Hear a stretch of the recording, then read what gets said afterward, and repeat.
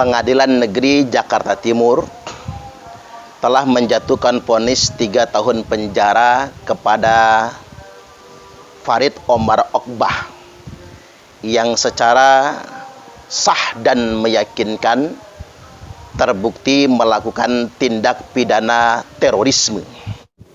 Vonis 3 tahun penjara ini sudah sesuai dengan tuntutan jaksa dan ini sudah sangat tepat sekali.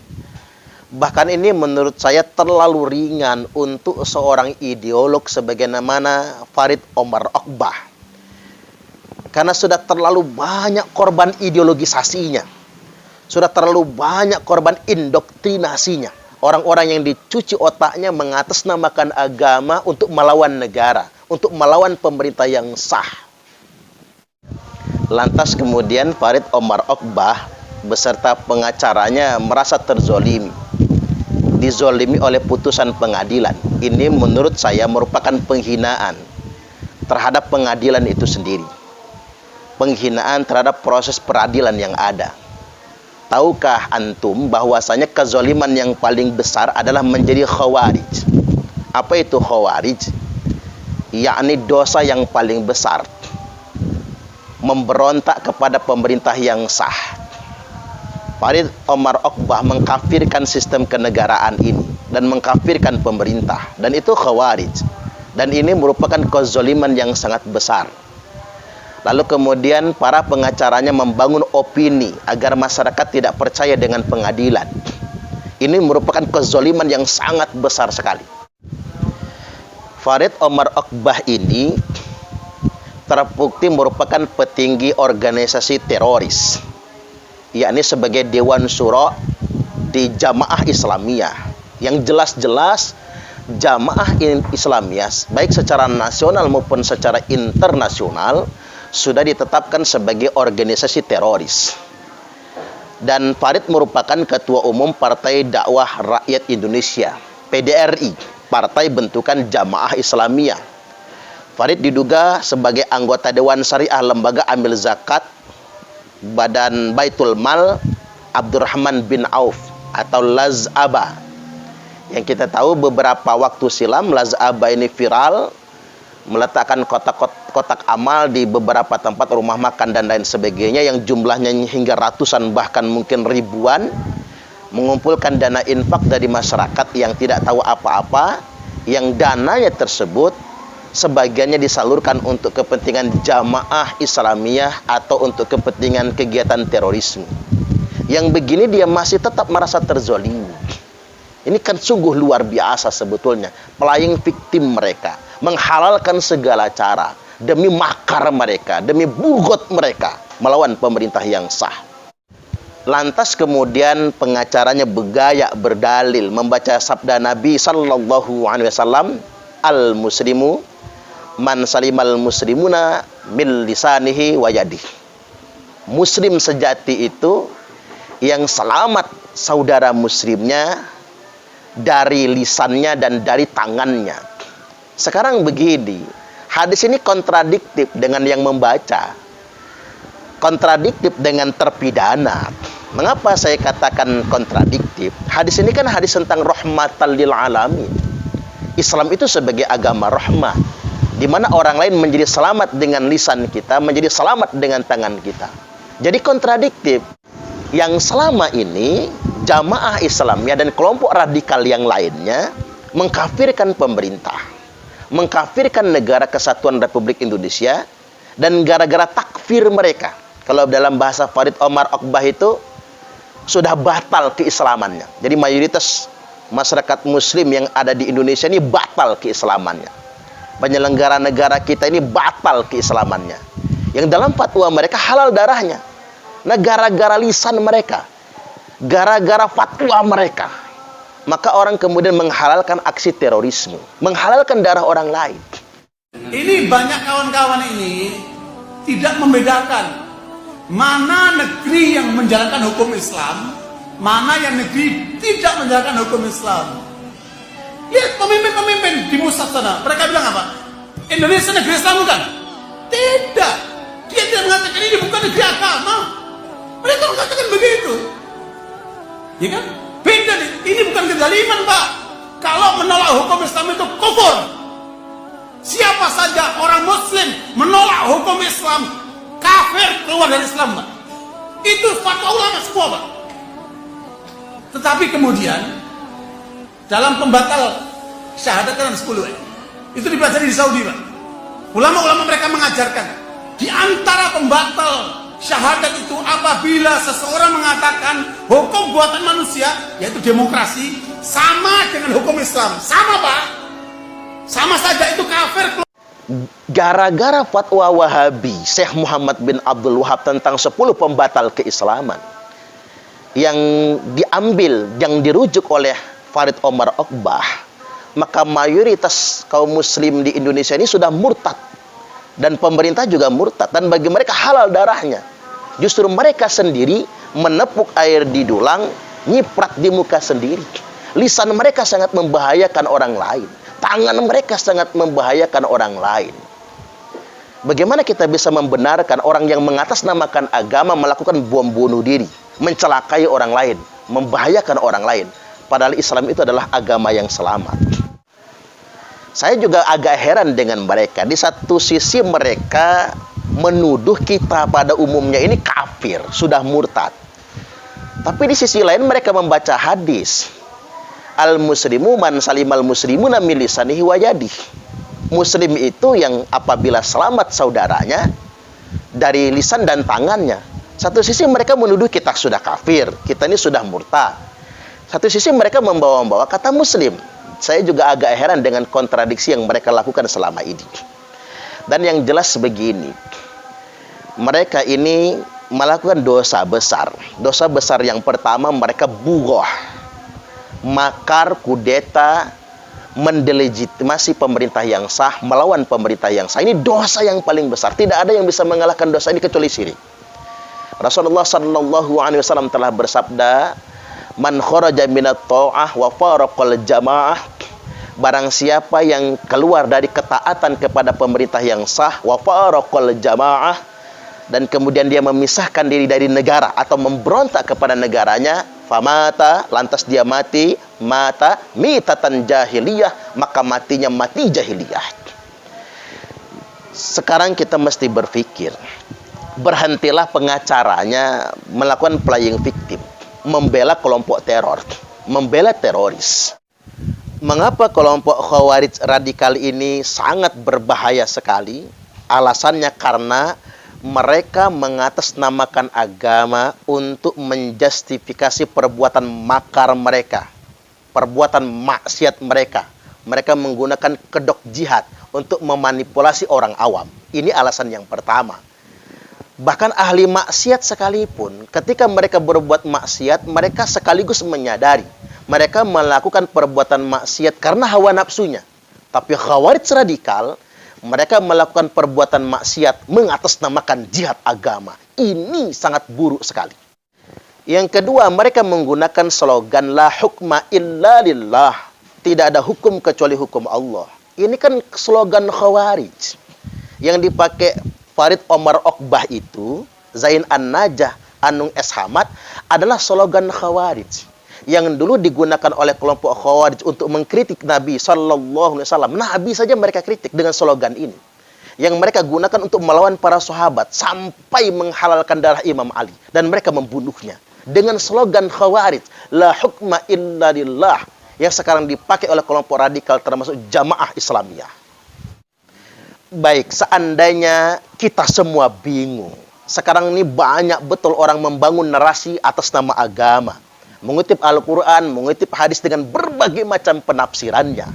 Seandainya kita bingung betul mau berpihak kepada pihak yang mana, maka pilihan yang paling selamat, kata Nabi, wahyal jamaah, yakni al-jamaah, yakni negara. Aliran apapun, ormas apapun, paham apapun, kajian apapun, yang pada akhirnya diarahkan untuk melawan negara, melawan pemerintah yang sah, ini sesat dan menyesatkan. Dan apapun kajiannya, ormas, kelompok, dan firqahnya, yang mengarahkan kita kepada kedamaian, persaudaraan, persatuan dan kesatuan, menjaga keutuhan negara kesatuan Republik Indonesia, itulah jalan yang paling selamat. Selamat Anda menyaksikan Nasihat khutbah Jum'ah pada hari ini. Jamaah salat Jum'ah Masjid Al-Ikhlas rahimakumullah. Rasulullah sallallahu alaihi wasallam telah bersabda,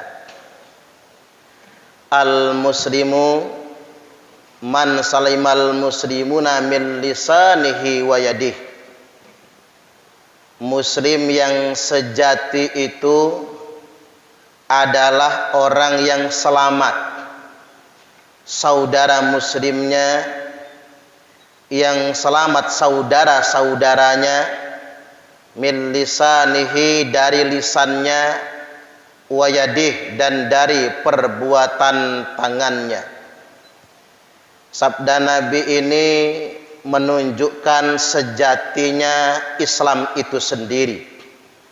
Islam merupakan agama selamat.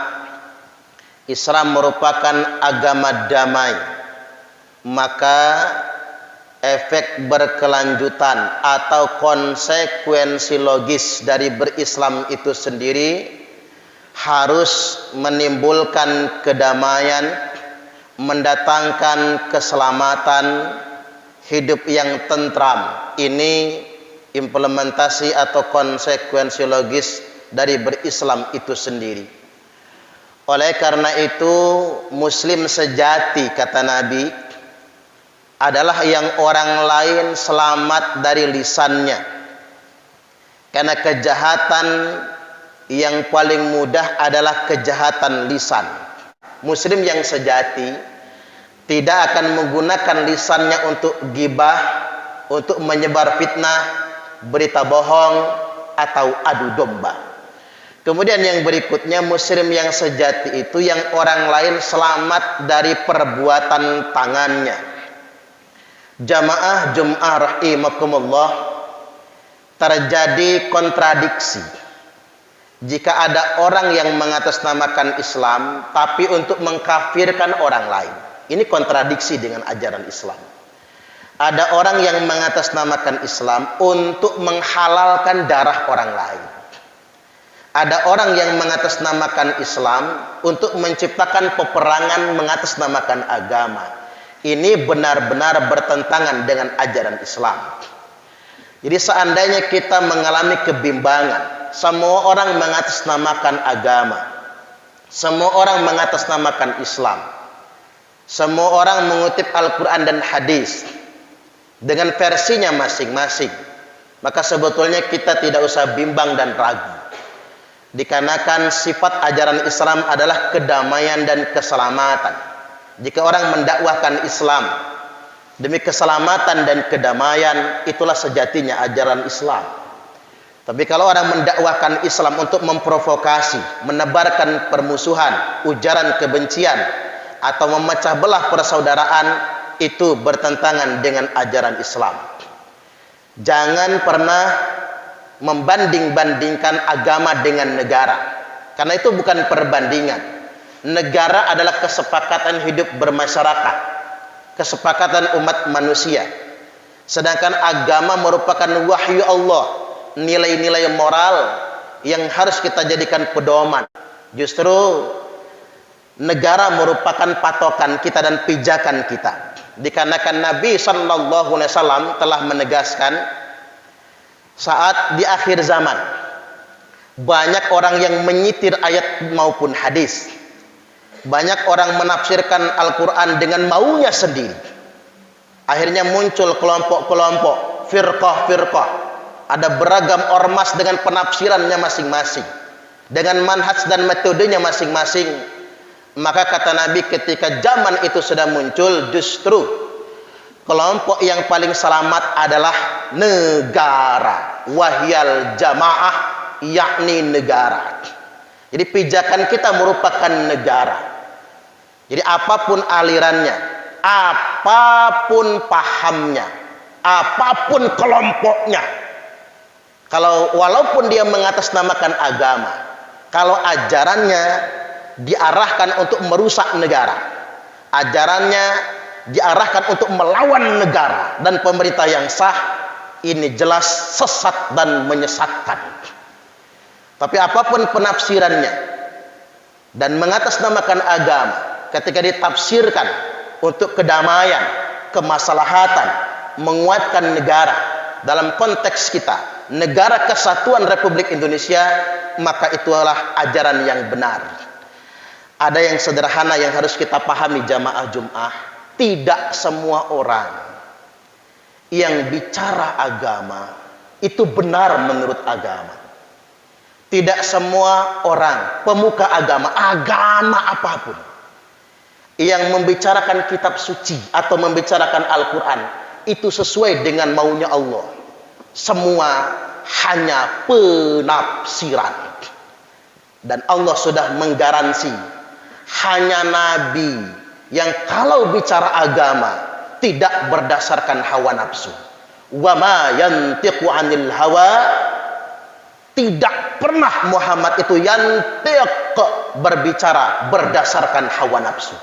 Maka siapapun pemuka agama yang mendakwahkan agama, kita sebagai masyarakat awam tetap harus menyaringnya dengan hati nurani kita. Apakah benar sejatinya ajarannya sedemikian rupa. Peringatan yang kedua, dan ini yang terpenting, semua ormas, semua kelompok, aliran, pengajian, halaqah, paham yang pada endingnya mengajak kita melawan negara dan mendelegitimasi pemerintah yang sah, sudah jelas ini perbuatan maksiat yang sangat besar sekali. Nabi sallallahu alaihi wasallam telah bersabda, man kharaja minat ta'ah, barang siapa yang keluar dari ketaatan kepada pemerintah yang sah, dalam bahasa kitanya mendelegitimasi pemerintah yang sah, wa faraqal jamaah, dan dia tidak mengakui negara ini atau memisahkan diri dari negara, atau coup atau kudeta atau makar, famata, dia mati dalam keadaan melawan negara. Famata mata mitatan jahiliyah, maka matinya mati jahiliyah. Jadi kalau ada orang mengatasnamakan agama buat melawan aparat negara lalu dia mati, matinya bukan mati syahid.